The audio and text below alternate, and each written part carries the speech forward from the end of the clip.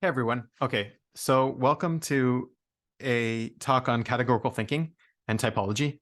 Um, this is going to be examining what categorical thinking is, what the benefits of categorical thinking are, why we're wired to do this type of thinking, what the dangers are, and how we apply it to typology, and then taking maybe those lessons afterwards and applying it to some categorical thinking conflicts and problems. And the one I specifically chose is a very dangerous one, so I'm not looking forward to it because I don't want to get canceled. But it's the gender debate. But I promise I'll give a trigger warning before we go there, and then also I'm not going into the gender debate with any. I do have a bias, I do have an opinion on it, but I'm not going to present my opinion here. I'm just going to recontextualize the debate itself within the context of categorical thinking, so maybe we can analyze it from a different perspective. Okay, so good luck to me. Let's get started. Okay. So the power and benefits of categorical thinking. So first of all, a huge power and benefit is communication. If we all have the same categories, we can communicate a lot quicker and easier because we know the person we're talking to has that category, right? Efficiency and creativity. So categorical thinking lets us save space and access memories and apply ideas more quickly, right? You don't need to remember everything, all of the details in the category. If you can just remember the general category, you can sort of work backwards from there. It allows us to transpose ideas from one category and apply them to a different one. So that helps with creativity and say, okay, we can have like this one general category that works in several different areas, right? And so it lets us save space, and it also lets us apply that category to different areas. It simplifies complexity, right? If you could separate the categories, right, it allows you to create categorical hierarchies and break down ideas and problems into smaller parts, right? So let's figure out the production first and then talk about distribution, right? Instead of dealing with the whole thing, let's break it up into two categories. Let's deal with one and let's deal with the other separately, or one after another, right? Or divide the work, right? I know if I'm dealing with the production, the other guy's dealing with the distribution, we're not wasting time doing the same job, right? The power and benefits of categorical thinking provides context. So context helps with learning and understanding. It provides a categorical condition for associated information, right? How do you associate to the information? How, right? If you change the context, well, then the details now have a different meaning, right? And so that's kind of what the category does, the main idea. If you change the main idea, the details are viewed through a different lens. Okay, so now let's talk about the dangers. So these are good benefits and powers. I'm sure there's a lot more. I just sort of picked a few of them at random. Let's talk about some dangers. Again, I'm picking them at random, but assumptions and discrimination, right? So you can make a category and make assumptions about that category, right? So grouping items into a category can allow for generalization of the items within that category, which is good. It's like we saw benefit to that, but there's also a danger to that, right? So like racism, for example, is like the biggest one just to talk about here. But I mean, there's sexism and all this kind of stuff, right? So you can discriminate and make assumptions because of your perception of what the category is, right? A religious idea might be good or bad. You might come in with an already a big bias, even though the idea might be solid. You might say, oh, because it's religious, it's not good. Or the idea might be really bad, but because it's been associated with the religious context, you're going to accept that idea wholeheartedly, right? So here are some dangers. Next danger. Okay, borders of categories. So categories, obviously, they overlap and they also have borders. So how do you know when one thing is on one side or the other? So here we have, is it blue or is it green, right? So there's like a green here, blue here. So in this area, I would say it's blue-green. It's both of those categories. Someone might say, no. This is clearly green. There's clearly a line, right? So how do you define, is this blue or is this green, or do we have to make this a new category? And if you made this a new category, blue-green, well, does blue-green end? Okay, another danger, differentiation within a category. So here we saw how things from one category might be very similar to the other category because they're on the border. Here we have things within the same category that we make the same, even though they're very different, right? So we end up eliminating a lot of the information because like we don't really need to know all of the nuances and differences within the category. Oh, it's that. Oh, he's a Christian. Well, it's just Christian. Well, what does that mean? Is he, Baptist? Is he a Jehovah's Witness? Is he like, I'm sorry, not saying that those are the same things, but they're similar enough. And I could mistakenly, like that's what I'm saying here. I could offend someone here by putting a Jehovah's Witness in the same category as a Baptist, right? For me, they're both Christians, but for them, no. There's difference. You're not paying attention to the differences, right? And so how you categorize things can have you're just grouping them together. You're not seeing the differences. You're not, right? So another danger is significance. So depending on how you divide the categories, depending on how the data set is divided, certain categories might seem more significant than the others. So here I have percent. I don't know how accurate this is. It doesn't even matter how accurate it is, just so you can see that you can have different percentages. Other as a category is more popular than onions on a pizza, right? Okay, other is 10%. And yeah, onions is only 3%. So yeah, other is more popular than onions, right? Well, no. There's a bunch of different categories in other. We just group them together as other. It doesn't mean, right? So we might think other is more important than onions, but no, onions is actually more important than all of the little categories in the other category, right? Or a vegetarian pizza is more popular than sausage, right? Well, that's a true statement.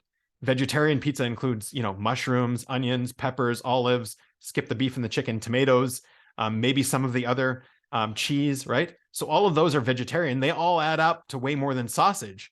And so we could be using these categories incorrectly. We might think, okay, vegetarian is more significant. Whereas if we look at all of the meat on the pizza, well, there might be more meat. Yeah, there's probably a little bit more meat in general than there are vegetarian pizzas, right? Okay. Typology and categorical thinking. So now let's talk about how we might use or misuse this in typology. So it's a method of categorizing personality traits and cognition, right? We're trying to categorize, we're trying to use categorical thinking to our benefit in typology, right? So let's make an example of a very bad typology, right? But just to show kind of what we're doing in typology. So let's just take an example of, okay, this person smokes, they drink, they gamble, they're not in a steady relationship. They're overweight, they're low income or unemployed, not a homeowner, no higher education. Let's say they've been to jail at least once or been arrested at least once, right? We can add more and more traits to this. And now when we look at this category of people, we're like, okay, what is the commonality in this category? We've now made a category. Well, let's ascribe a trait to this category. Well, we'll call this trait TI. All of these people have TI. I don't know what TI is yet. Let's look at this group of people and see what this trait is. Okay, and then the trait becomes a personality trait that is common to everyone in this group, and the meaning of the trait is defined by the meaning of the trait is defined by the commonality, but we think of it as its own entity. So now TI becomes a thing in and of itself, even though it doesn't actually exist. It's just a commonality because of the way we divided everybody. We now have this entity that we believe exists, and we call it TI, right?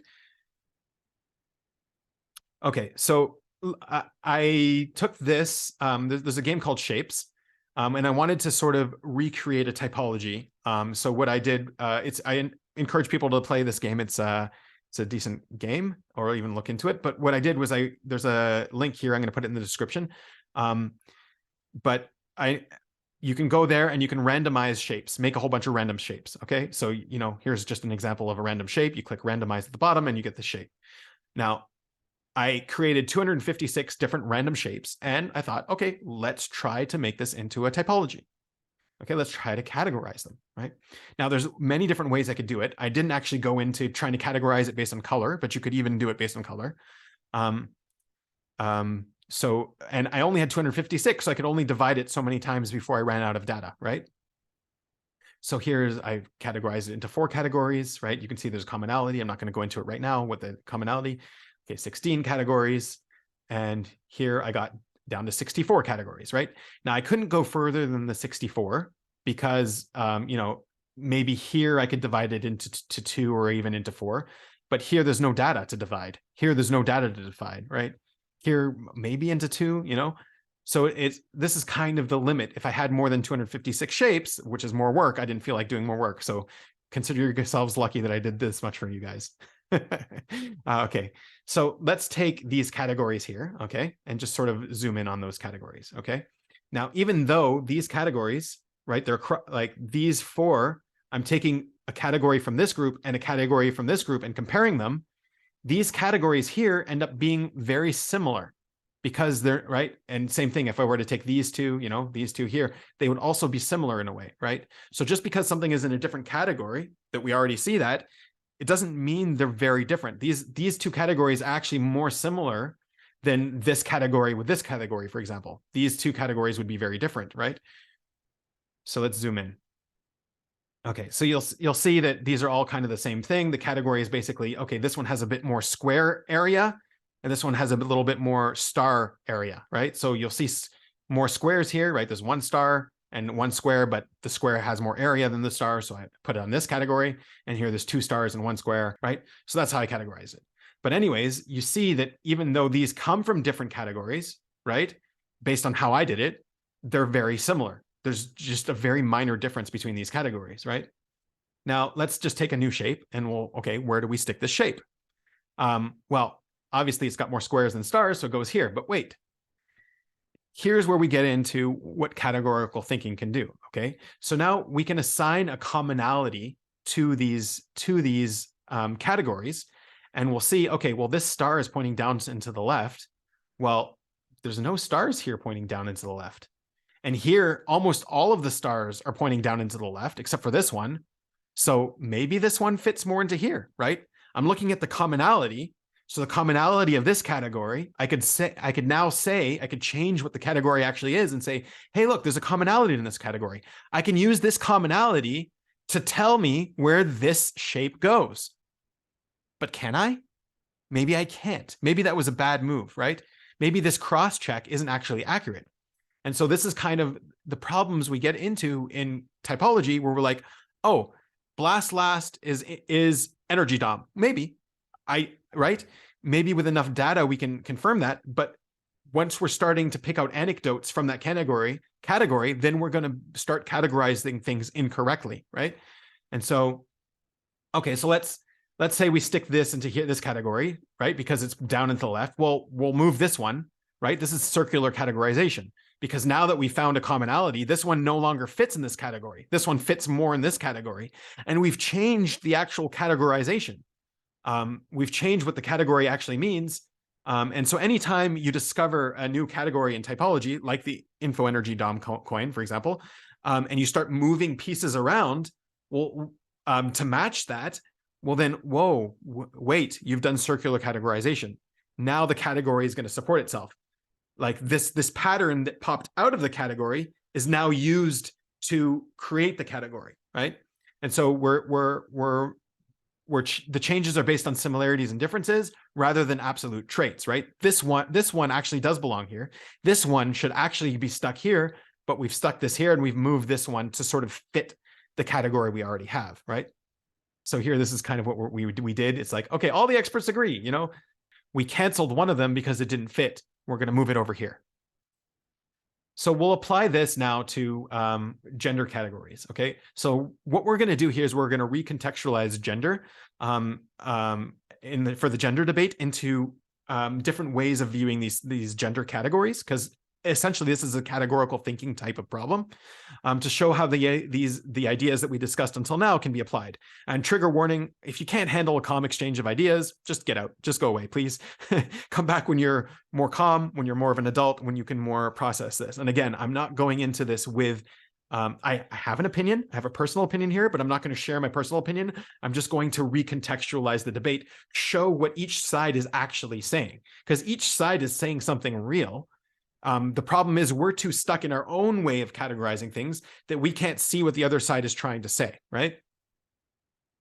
Okay, so let's look at gender. Now, I took the masculine on one side and feminine on the other side, right? Obviously, you could say, okay, what does masculine mean and what does feminine mean? We've got no idea. But like, there's lots of traits that pop out of the male gender, like aggressiveness. Maybe there's a difference in intelligence, or like emotional intelligence versus a different type of intelligence, right? Maybe there's a height difference, emotional stability, other metrics. Like I'm short, I must be a female, right? Like you could do that, right? So there's lots of traits that go into masculine, but let's avoid on the specifics. Let's just like leave it as a general masculine and feminine. So there's a few assumptions that I'm going to make here. Let's just assume it's a spectrum, the way people are saying that it's a spectrum. There's a masculine and feminine spectrum. is what I'm taking. Like just like heights, there's a spectrum of heights, right? And some heights fit into the masculine range and some heights fit into the feminine range. We've got, let's assume it's binary, right? For simplification purposes, right? I don't want to get into the non-binary. I'll show later on where non-binary might come in, but for now, we'll just keep it as binary just to simplify it. Also the same thing, like we have all of these traits here. Well, let's just keep it binary, masculine versus feminine. Let's not scan all of these different traits that make up male versus female, right? And then let's assume a distribution, right? This is obviously not the exact distribution of, how many males are feminine versus how many females are masculine, but let's just assume some general distribution like this, okay? So this is the traditional view, okay? The traditional view is, okay, you were born a male, you're a biological male, we'll stick you in the male category. Even though you're more, right? Even though you might fall pretty much in the gender norm of being a female, right? Over here is very feminine. So it's kind of the gender norm of a female. We're sticking you, because you were biologically born male, we're sticking you in the male category, right? And okay, yeah, you might identify more as like a tomboy, as a gender norm, right? We're asking, is this a gender norm or is this a false stereotype? So this might fall into the norm of being masculine, but the traditional approach is you're born biologically female, you are a female, right? Even though you're masculine, you're still a female, right? And so this is what I wrote before. We're ascribing so what happens when you ascribe a trait to this category? So, okay, let's look at all of the males and see what's gender norm, right? The stereotype, it's a false stereotype of what a male is, and most people are going to say, oh, I don't fit into either of these categories if you do that, right? Like there's going to be a few people, oh, I'm a man. I knew I was a man. I'm very masculine. I laugh at all the jokes that the comedians make of the differences between men versus women. Identify with all of these traits. Yeah, some people are like that, but most people don't fit neatly into this category. And so one of the ideas is, oh, if I don't fit neatly into the category, how we categorize things, and pay attention, it's not how we categorize things, but it's the stereotype within that category. It's the commonality. It's the trait that we call male within that category. It's the pattern that pops out. I don't identify with that pattern, right? And most people on the planet, if you say, hey, do you identify with this pattern of being male? They'll say no. And same thing with female. They'll say no. Most people would say, oh, I'm non-binary because I don't fit into this trait, even though the trait is an imaginary trait. It's not something that's actually there, right? And so what the woke movement is doing is they're saying, hey, look, this biological female fits more into this category, right? Kind of what we did earlier. The biological female fits more into the male category. So we'll just say they've got a male gender. And a biological male is way more feminine. They fit more into the female gender stereotype, right? Not the gender norms, right? They fit more into the female gender stereotype. And so what we end up doing is we end up redefining what the genders are, right? And saying, okay, if you're biological male and you fall here, you're female. If you're biological female and you fall here, you're male. So everyone who has this male norm, right? So it's not that the norm changed, right? It's just that this one didn't allow for nuance. We're just looking at, right? We're just looking at here, the peaks, like everyone who's in this area. We're not looking at the people in this area when we're making the stereotypes. Right? So what we did is we recontextualized the categories. We changed the categories. And now we've got clean, neat categories. And everyone here has a commonality that we can call female gender. And everyone here has a commonality that we call male gender. And so very quickly, you could see the difference in argument. This one wants to include the people who don't fit into the gender norms. It wants to include the males that are more feminine. And maybe our gender norms are false. Our stereotypes are false. If we're not including people who are biologically male, then maybe we need to expand our understanding what male actually is, right? Right? And these people are saying, oh, I don't identify with what male actually is. Let's stick me in a different category. Let's make me female because I don't I don't identify with those gender norms, right? And so here you even run it. So here's where the non-binary is going to come in. It's like, yeah, most people aren't going to fit into these traits, these categories, right? We're ascribing a trait onto these categories. So this canceling happens again, right? So here are the two perspectives, right? So I'm born X, but I fit in with my understanding of Y better, right? I've got this false understanding of what, or whatever. It doesn't matter true or false. I have a categorical understanding of what females are, and I fit in with females more. Even though I was born a male, I fit in more with females, or vice versa, right? It doesn't really matter. Therefore, I am not Y, right? I'm born X. No, therefore I am Y. I'm born X. I fit in with my understanding of Y, so therefore I'm Y. Why? Because I'm not being validated by the traditional view. They're like, no, you're a man. You should wear pants. No, you're a man. This is how you should like sports. You should like cars, right? It's like, no, I don't fit in with that. I'm not being validated. I don't feel like I fit in with the stereotype of what a male is, right? And so they're like, let's just cancel you. You know, we all agree this is what males are. If you don't fit in, you've got some disorder. There's something wrong with you, right? Well, no, we're not validating them. There are more feminine men that we need to expand our understanding of what male is to include them so that they do feel like they're a part of our category, right? They don't feel like they're a part of this category.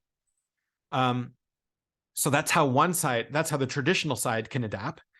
How can the woke side adapt? I fit in with Y better, but I'm born X and think our understanding of X should include me, right?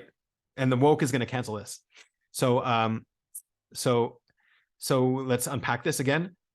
I fit with Y better, but I'm born X. So I'm a very feminine male, but I was born a male. So I want to include me in the category of male, right? And the woke side is sort of like, no, all experts agree. If you're more feminine, if you fall into the female category, you need to have an operation. Right? We're going to cancel you. All the experts agree, right? It's the same kind of argument. So this is kind of, I'm not taking a side here, but I'm just recontextualizing what each side is actually saying, right? So hopefully that gives you a little bit to think about the dangers and benefits of categorical thinking. And again, these types of problems can be applied everywhere. This is just like one of the problems of our generation that is really trending right now. So I wanted to approach it. So categorical thinking, it's an intrinsic part of how we process information. It has both benefits and dangers. It's important to understand the way that we think so we are aware of the potential dangers. Typology has the tendency to ascribe real traits to a similarity within a category, right? So TI isn't real. It's just a commonality that everyone in this category has. These traits take on a life of their own, and we forget that they are just a useful perspective of reality and not reality itself. So yeah, that's everything. Categories are the way we think. We think in categories. They're not actually real. They help us, right? So thank you. If you got this far, thanks for watching. Looking forward to your feedback. Please be adult about the woke, the gender section. I'm trying to, don't automatically be competitive. I'm not taking a side here, even though I have a perspective. I'm not taking a side. And I really look forward to talking about this with you guys in the comments. And yeah, have a good one, everybody.